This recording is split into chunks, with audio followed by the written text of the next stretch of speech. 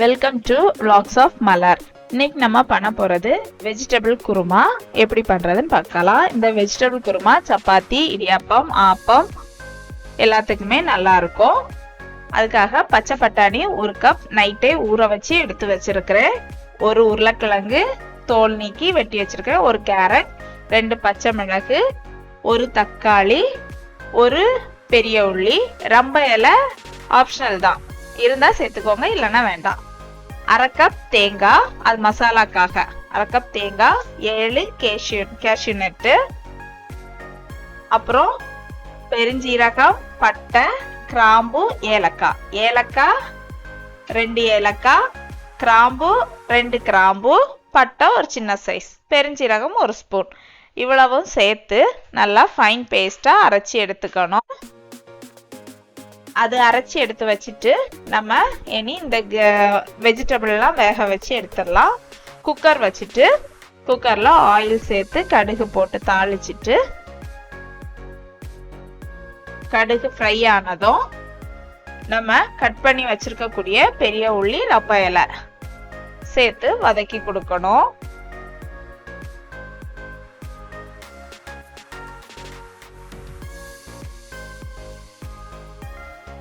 தக்காளியும் சேர்த்து பச்சை மிளகும் சேர்த்து நல்லா வதக்கி கொடுக்கணும். தக்காளி உங்களுக்கு புளிப்பு வேண்டாம், கம்மியா வேணும்னா ஒரு பாதி தக்காளி நீங்க சேர்த்தா போதும். இது சின்ன தக்காளி, நான் ஒரு தக்காளி சேர்த்திருக்கேன். சின்ன தக்காளி தான், ரொம்ப சின்ன தக்காளி, ஒரு தக்காளி சேர்த்திருக்கிறேன். நீங்க பெரிய தக்காளினா பாதி தக்காளி சேர்த்தா போதும்.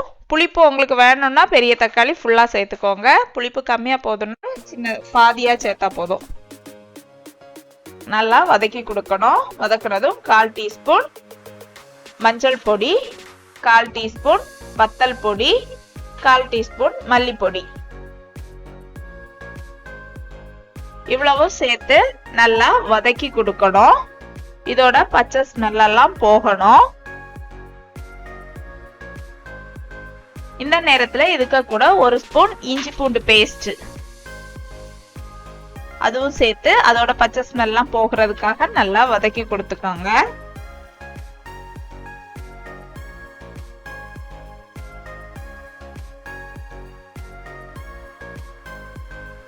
அதோட பச்சை ஸ்மெல்லாம் போனதும் நம்ம கட் பண்ணி வச்சிருக்கக்கூடிய உருளைக்கிழங்கு, கேரட், பட்டாணி, இதுக்கு கூட நீங்க பீன்ஸ் சேர்த்துக்கலாம். பீன்ஸ், காலிஃப்ளவர் எதுனாலுமே சேர்த்துக்கலாம். நான் இந்த 3 தான் சேர்த்துருக்கேன். சேர்த்துட்டு ஒரு 1/2 கப் தண்ணி சேர்த்து கொஞ்ச நேரம் மிக்ஸ் பண்ணி கொடுக்கலாம். மிக்ஸ் பண்ணி கொடுத்துட்டு அது கொஞ்சம் கொதி வந்ததும் நம்ம அரைச்சி வச்சிருக்கக்கூடிய தேங்காய், பட்டை, கிராம்பு, ஏலக்காய், பெருஞ்சீரகம், கேஷ்யூ நட் சேர்த்து அரைச்ச அந்த பேஸ்ட்டும் சேர்த்து தண்ணி உங்களுக்கு எந்த அளவு திக்கு வேணுமோ அந்த அளவுக்கு தண்ணி ஆட் பண்ணிக்கோங்க. ஏன்னா குக்கர்ல நம்ம 4 விசில் வச்சு இறக்க போறோம். அதனால எந்த அளவு தண்ணி வேணுமோ இப்பமே சேர்த்துட்டு தேவையான அளவு உப்பும் பார்த்து நல்லா கொதி வந்த அப்புறமா லிட் போட்டு மூடி வச்சுட்டு 4 விசில்.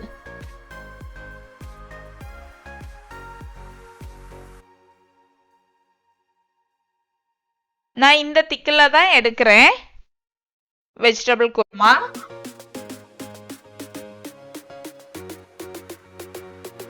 இது 1 பார்ட்ல ஈஸியா செய்யற வெஜிடபிள் குருமா. நல்லா எல்லாமே வெந்துடுச்சு.